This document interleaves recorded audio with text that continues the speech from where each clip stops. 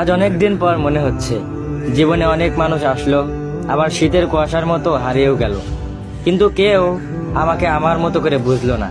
কেউ আমার খারাপ দিকগুলো ছুঁড়ে ফেলে ভালো দিকগুলো খুঁজে নিল না। কেউ জানতে চাইলো না আমি কি চাই, কি পেলে আমি খুশি হব। সবাই শুধু নিজের দিকটাই বুঝিয়ে গেল।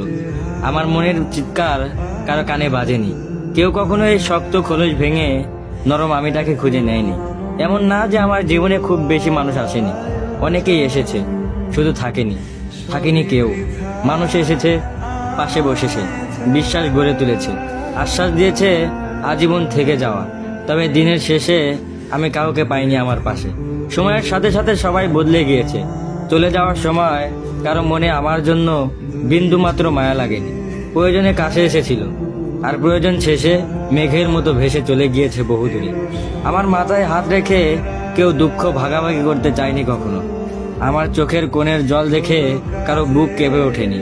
কেউ কখনো আমাকে আমার মতো করে গ্রহণ করতে চায়নি। অপবাদ দিয়েছে, অভিযোগ গিয়েছে দিনের পর দিন, তবে কেউ কখনো আমাকে আমার করে বুঝতে চায়নি।